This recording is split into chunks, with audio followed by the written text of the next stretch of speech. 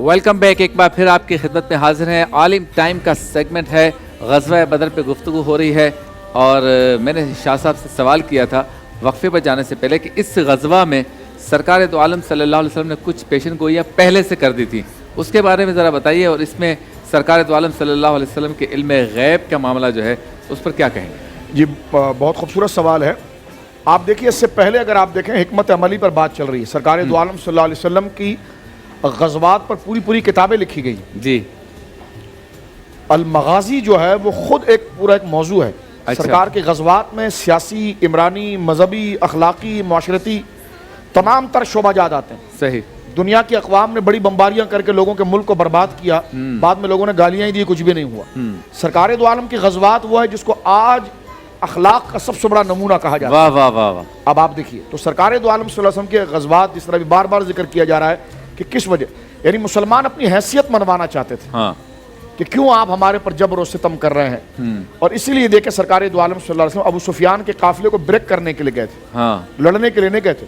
اور جس طرح حضرت سیدنا کاشف القربات سیدنا حمزہ بن عبد المطلب، سرکار امیر حمزہ رضی اللہ تعالیٰ نے روکا اور اپنی طاقت بتائی اور کہا کہ ابھی تو ہم 30 ہیں اور تمہارے 300 پہلوانوں کو ہم نے روک دیا ہے، ہم تمہیں صرف یہ بتانا چاہتے ہیں کہ ہماری حیثیت یہ ہے۔ صحیح۔ اس لیے حضور علیہ الصلوۃ نے دیگر قبائل کے ساتھ مشاورت کر کے وہاں پر پہنچنا، زمین کا انتخاب، یہ تمام چیزیں اچانک مسلط ہوئے۔ اس لیے دیکھیں مشرکین مکہ خود مطمئن نہیں تھے۔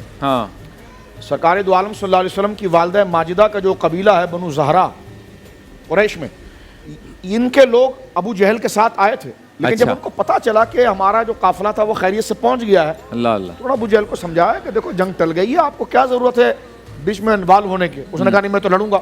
تو بنو زہرا کو دیکھے وہ پیچھے ہٹ گئے، کئی اور لوگ جو تھے وہ پیچھے ہٹ گئے کہ انہوں نے کہا نہیں ہم اس فساد میں نہیں آنا چاہتے۔ صحیح۔ تو لیکن جنگ ہوئی۔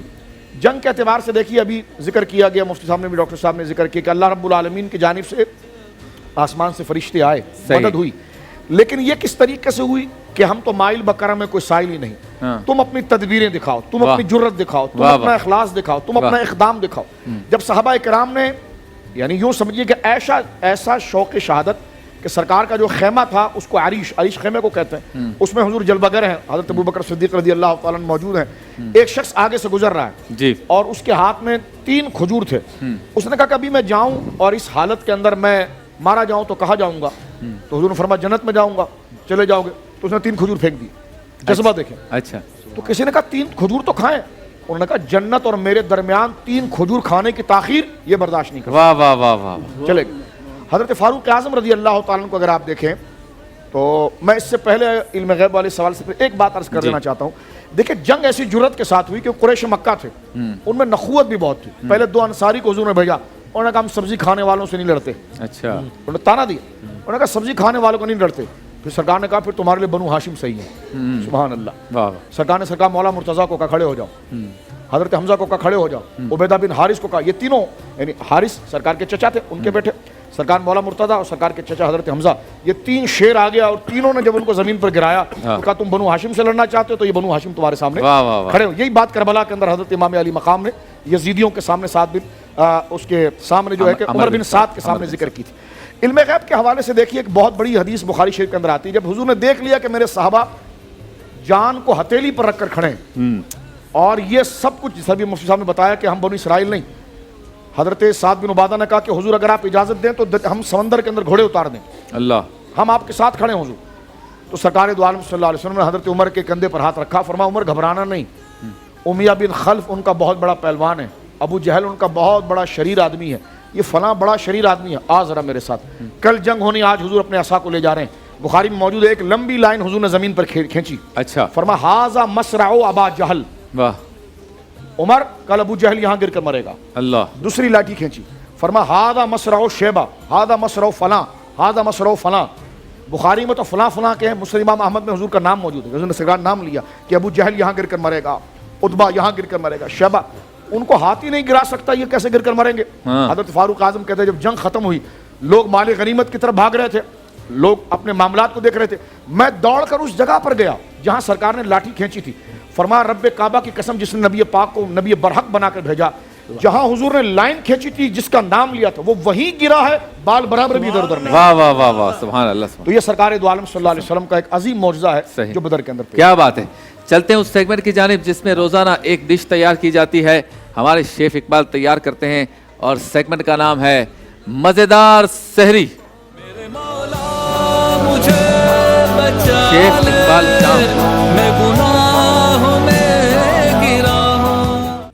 पूरा नाम लेना है, शेफ इकबाल शाह जी। क्या बना रहे हैं? सुना है स्पेनिश ऑमलेट बन रहा है।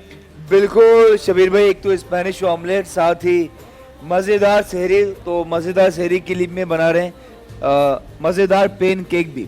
पैन केक से खाएंगे इसको या वो अलग है? ये अलग है, वो अलग है और ये अलग है, लेकिन दोनों ये कि सहरी के लिए बहुत अच्छी रेसिपीज हैं। चलें। अच्छा, स्पेनिश ऑमलेट का मतलब ये कि मुल्क जो है स्पेन, उसमें ऐसा ऑमलेट खाते हैं? बिल्कुल बिल्कुल एब्सोल्युटली ऐसा ही है, और बहुत ज़्यादा मज़े का होता है क्योंकि उसमें फ्राइड आलू भी होते हैं, तो काफ़ी मज़े की रेसिपी। आलू ऑमलेट में? Yes yes. चले ठीक है, तो पहली जो डिश है वो है पैन केक। और नेबर की बात हुई, आगाज में यही कहूँगा, कहते हैं ना शबीर भाई कि एक शजर ऐसा भी मोहब्बत का लगाया जाए जिसका साया पड़ोसी के आंगन में भी जाए। हाँ, और एक ऑमलेट ऐसा बनाया जाए जिसमें से कुछ हिस्सा पड़ोसियों के घर पे भी जाए। बिल्कुल बिल्कुल, क्या बात है, बिल्कुल वेरी मिसरा मुकम्मल कर दिया आपने। हाँ, वो कहना यही चाहते हैं, शजर बमाने ऑमलेट। अच्छा भाई उलमाए किराम को भी खिलाया जाए। आप पड़ोसी नहीं है सर जी, स्टार्ट लें। अच्छा, पैन केक के लिए सबसे पहले अंडे शामिल करते हैं, अच्छी तरह से वॉश करना है। अंडे, हमारी हुकूमत भी कहती है अंडों का काम शुरू करो, बस मेरे जो वादे किए सब खत्म है ना। चले अंडे। बिल्कुल। अच्छा, इसकी बेस्ट बात ये शबीर भाई, इसमें ओमेगा 3 होता है। हाँ। अंडे और फिश के अंदर जो दिमाग के सेल को इंक्रीज करता है। 3 अंडे शामिल करने, एक, वाह वाह वाह, साथ ही 2 और अंदर फ्लोटिंग का सिंपल इस तरह आपने ब्रेक किया, और तीसरा भी इसी में शामिल करते हैं। क्या बात। ठीक है, 3 अंडे, और इसे आपने पैन केक बनाने के लिए जितने खवातीन और मर्द हज़रात देख रहे हैं, सिंपली आपने अंडे को बीट कर लेना है। इतना बीट करना है कि फ्लफी को ऊपर आने लगेगा। उसके बाद इसमें शामिल करते हैं चीनी, इज रिक्वायर्ड हस्बे जायका। चीनी आ गए, चीनी अंडे में चीनी। यस, और से बीट करना है मजीद। अच्छा, चीनी भी कैसी चीज है? वो चाइनीज को भी चीनी कहते हैं डॉक्टर साहब। हाँ, जब हम कहते हैं मैं चीनी को पसंद करता हूँ तो लोग शक करते हैं। अच्छा, वाह क्या बात। एक चीनी ने चीनी के बर्तन में चीनी खाई। चलें जी, और क्या है? अच्छा, अंडे के बाद चीनी हमने शामिल की। हाँ, और चीनी के बाद ऐड करते हैं व्हाइट फ्लोर यानी कि मैदा। Yes, white floor. अंडा, अंडे को घुमाया फिराया, इसके बाद चीनी डाली और अब व्हाइट मैदा। हाँ, चीनी के बाद पाकिस्तानी मैदा, और से बीट कर लेना। बीजिंग से फ्लाइट इस्लामाबाद में उतरी है। बिल्कुल, अच्छी तरह से बीट कर लेना है। हाँ। ठीक है, देख सकते हैं आप। अच्छा, साथ ही इसमें शबीर भाई बेकिंग पाउडर भी ऐड होता है। हाँ, और इसमें दूध शामिल करते हैं हम। ठीक है, दूध आ गया जी। उसका गाढ़ापन थोड़ा सा कम हो गया। कम होगा, और बहुत अच्छी तरह से बीट करना, इसकी जो गुठली बिल्कुल खत्म हो जाए। और साथ ही हल्का सा मीठा सोडा जो होता है खाने का, बेकिंग पाउडर भी शामिल कर सकते हैं, हल्का सा सोडा ऐड कर रहे हैं जी। और इसे बहुत ज्यादा अच्छी तरह से बीट करना ताकि इसका टेक्सचर अच्छा हो जाए और इसका दाना खत्म हो जाए। चले जी, आप इस काम को अंजाम दें। अच्छा, अल्लामा ज़ामिन अब्बास साहब ये बताएं कि ग़ज़वा-ए बदर जो है, इसके बारे में ये कहा जाता है कि ये मुसलमानों के उरूज का आगाज़ था। इसके बाद जितने ग़ज़वात हुए, ग़ज़वा-ए बदर की उनमें क्या हैसियत है? यानी एक हो गया उरूज तो का आगाज़ तो हो गया था, फिर बाकियों की ज़रूरत क्यों पेश आई?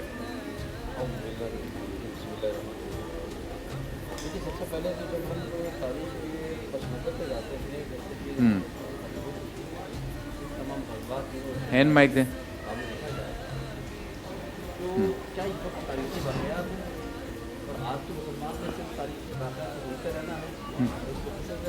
अच्छा, आपका माइक बंद है गालिबन, आप ये माइक ले लें जी। अब बात कीजिए जी। देखिए, सबसे पहले तो हमें ये देखना है कि जो तारीखी जितने वाक़यात जी जी हुज़ूर। आज के मुसलमान नहीं, इन सारे वाक़यात को, ग़ज़वात को सुन सुन के खाली खुश होते रहना है बस कि ऐसा हुआ था और ऐसा हुआ था और ऐसा हुआ था। ان غزوات کا، ان تمام چیزوں کا ہمارے لیے آج کے زمانے، آج کے مسلمان کے لیے کیا سبق ہے ان چیزوں کا؟ صحیح.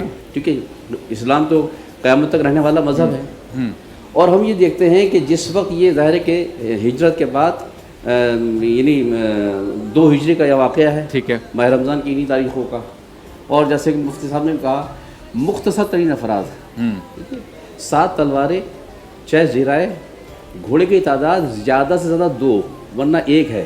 امام جعفر صادق کی روایت کے مطابق ایک گھوڑا تھا، یا زیادہ سے زیادہ 2 گھوڑے ملتے ہیں، ٹھیک ہے نا. اونٹوں کی تعداد بہت زیادہ، 17 یا 70 کے درمیان. کہاں 313. لشکر وہی ترتیب دیا جو حضرت طالوت نے جالوت کے مقابلے پر مرتب کیا تھا، وہی پیمانہ لے کر چلے. اور آپ دیکھیے کہ ان تمام غزوات میں کیونکہ یہ پہلا امتحان تھا مسلمانوں کا، صحیح، کہ جو رسول پر ایمان لے آئے تھے. یہاں ہمیں فقط 3 چیز دیکھنی ہے، غزوہ بدر کے بعد بھی، اور اس کے بعد جتنے بھی غزوات ہوئے، جتنی بھی جنگیں ہوئیں آج تک کی، ان سب میں فقط ایک بات دیکھنی ہے کہ جو کامیابی کی وجہ بنی ہے، صرف اور صرف کامیابی کی وجہ صرف ایک چیز بنی ہے، ٹھیک ہے، اور وہ کیا ہے؟ وہ ہے اعتماد، صحیح، وہ ہے کریکٹر، واہ واہ واہ واہ، وہ ہے کریشن. واہ واہ. جیسے شاہ صاحب بھی بتا رہے تھے، دیکھیے علم غیب خداوند عالم نے اپنے محبوب بندوں کو بتا دیا، صحیح، لیکن بات یہ ہے کہ ان بندوں نے کیا عملی زندگی میں فقط علم غیب کی بنیاد پر کام کیا ہے؟ ہاں، یا اگر فقط علم غیب کی بنیاد پر کام کیا تو پھر شخصیت کا کمال نہیں ہے. ہاں، اس لیے خالق نے کہہ دیا، اس لیے وہ کر رہے ہیں. وہ بات ہے خالق نے کہہ دیا، اس خالق نے جس خالق کو دیکھا نہیں بتا دیا ایسے ایسے ہونا ہے، صحیح، ان کا اپنے خالق پر یقین ہو جانا. صحیح. اس لیے جب ڈیفینیشن آف علم بیان کی جاتی ہے نا، تو یاد رکھیے کہ چاہے مدرسے کی تعلیم ہو، چاہے یونیورسٹی کی تعلیم ہو، کچھ بھی ہو، اگر 3 چیزیں موجود ہیں تو علم میں طاقت ہے. صحیح. وہ اسے علم کہیں گے. 3 چیزیں نہیں ہیں تو کوئی کسی کی حیثیت نہیں. کیا؟ کانفیڈنٹ، یقین ہونا خالق کی ذات پر، اس کے بعد اپنی ذات پر یقین ہونا کہ جو میرا موقف ہے یہی صحیح ہے، اعتماد ہونا، اور میں کر سکتا ہوں. دوسری بات کیا؟ کریشن، لکیر کے فقیر کے تحت نہیں چلنا. ہاں ہاں، اصول بتا دیے گئے ہیں. اب یہاں میدان جنگ میں رہنے والا، میدان میں کھڑے ہونے والا کچھ اپنا بھی تو دیکھے نا سامنے، کہ میں نے اس میں ان حالات میں کیسے فیس کرنا ہے. صحیح. یہ 2 چیزیں جب ہوتی ہیں تو اس کے بعد پھر کریکٹر ہوتا ہے. واہ واہ. کریکٹر میں مضبوطی اگر ہوگی تو پھر کہیں جا کے وہ دونوں چیزیں کام آئیں گی. ان تینوں چیزوں کو اگر دیکھتے ہیں تو ذات ختمی مرتبت میں تینوں چیزیں موجود ہیں. کانفیڈنٹ ہے خدا کی ذات کے اوپر. کیا بات ہے. کریشن یہ ہے کہ خدا نے بتا تو دیا ہے، مگر میدان میں جب آ رہے ہیں تو یہاں حکمت عملی مرتب کر رہے ہیں کہ مختصر سے کثرت کے مقابلے مختصر کو ترتیب کیسے دینا ہے. صحیح. اور یہ معلوم ہے کہ جس خدا کے حکم سے میدان میں آیا ہوں وہ میرا خدا سچا ہے، سچ کہہ رہا ہے. میرا کام انسانی طاقت کو استعمال کرنا میرا کام ہے، باقی کامیابی دینا. اور دیکھیں کہ یہی اسی حکمت عملی کو آج اگر استعمال کیا جائے، کیسے دیکھا جائے؟ فقط ایک بات میں کہوں گا، ممکن ہے کہ شاید وہ صرف میرے نظریے کے تحت ہو، لیکن ایک مثال موجود ہے عالم اسلام کے لیے. آج سے چند سال پہلے دیکھ لیا کہ اسرائیل نے مسلمانوں کے چھوٹے سے گروپ پر حملہ کیا. حالات کہیے، زمانہ کہہ دیجئے، کچھ بھی کہہ دیجئے کہ وہ حزب اللہ تھے، ان کا سربراہ نصر اللہ تھا. جب اسرائیلیوں نے حملہ کیا انہوں نے کہا حزب اللہ ہے ہی کتنے سے، مختصر سے تو ہے.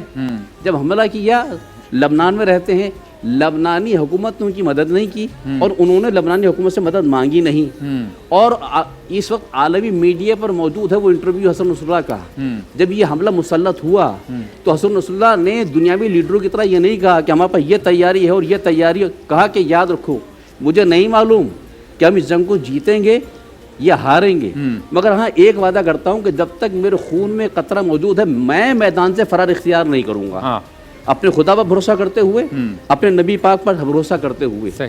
اور نتیجہ کیا ہوا کہ فقط یقین تھا، اعتماد تھا باطل کے مقابلے پر. ذرا اسرائیل اس وقت باطل کا وہ نام اور وہ علامت ہے کہ جو اس زمانے میں مکے میں موجود تھی.